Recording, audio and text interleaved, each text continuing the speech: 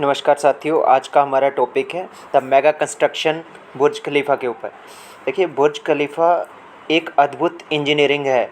इसको बनाने के लिए वाकई जांबाजी की ज़रूरत थी। क्रेन पहले से भी काफ़ी ऊंची बनानी पड़ी। अब तक का सबसे बड़ा निर्माण था ये। यहाँ इतिहास रचते हुए खुद कंस्ट्रक्शन टीम ने इसे फिल्माया। ये एक गगनचुंबी इमारत की दास्तां है। इसको बनाने में कई लोगों ने अपनी जान दांव पर लगा दी थी। 828 मीटर ऊंचा बुर्ज खलीफा आखिरकार इतने लोगों की मेहनत से बनकर 2010 में तैयार हो चुका था।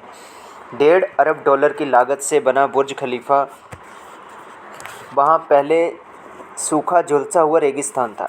इसके काम को जल्दी से जल्दी करने की जिम्मेदारी डेविड ब्रैडफोर्ड पर थी।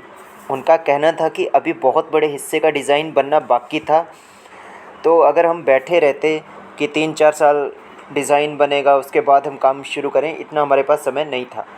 तो उन्होंने जल्द ही अपनी कंस्ट्रक्शन टीम को बुलाकर जल्दी से काम करना शुरू किया। इसमें बेस में स्टील रोड के बीच में लिक्विड कंक्रीट डालकर 12 घंटे बाद उसमें फोम्स डाल के फोम्स को खींचते थे। और हाइड्रोलिक जंप सिस्टम एक जैक सिस्टम था जो पहले डाले हुए कंक्रीट के ऊपर डाल दिया जाता था। ये अपने आप में एक बार में लगभग 4 मीटर ऊपर आ जाता था। दुनिया के 100 सबसे ऊंचे स्काई स्कैपर बिल्डिंग्स में 17 अकेले दुबई के पास हैं। Dubai basically sky scraper buildings के लिए ही जाना जाता है। सबसे ऊंची ऊंची इमारतें आपको दुबई में ही देखने को मिलेंगी। अब एक और की बारी थी जो कि बन रहा था बुर्ज खलीफा। काम इतना तेज़ी से हो रहा था कि हर दिन 3 दिन में एक मंजिल खड़ी हो रही थी। इमारत बनने ऐसा नहीं है इमारत ये एकदम से बन के खड़ी हो गई। इतनी चुनौतियाँ डिज़ाइनर्स के सामने या कंस्ट्रक्शन टीम के सामने आ रही थी। फॉर एग्ज़ाम्पल कुछ जगह ऐसी थी, अब इतनी बड़ी इमारत बनानी है तो उसमें हवा की डायरेक्शन को भी देखना था। क्योंकि क्या होता है, जब भी बड़ी इमारत बनती है तो जब भी उसके क्रॉस से हवा निकलती है तो देखा जाता है कि उससे इमारत डगमगा तो नहीं रही है, कहीं एक तरफ गिरने के चांसेस तो नहीं है। इमारत का डिज़ाइन बनने से पहले ही उसकी फाउंडेशन रेडी कर दी थी कंस्ट्रक्शन टीम ने दुनिया की सबसे लंबी क्रेन मंगवाई। क्योंकि जैसे जैसे हाइट बढ़ती जा रही थी जो क्रेन इनके पास थी वो साइज़ में छोटी पड़ती जा रही थी। जो टॉप 3 दुनिया की सबसे बड़ी क्रेन थी उनको मंगवाया गया। अब हवा की डायरेक्शन की बात है कि हवा कैसे इस पूरी बिल्डिंग को नुकसान ना पहुंचा सके, उसके लिए विंड इंजीनियर पीटर को बुलाया गया। पीटर जो अपने इस काम में महारत हासिल किया हुआ एक स्किलफुल आदमी था, जिसने बहुत सारी चाइना में लंबी लंबी शंघाई में बिल्डिंग बनाई हुई हैं। वो अपने इस काम में स्किलफुल थे।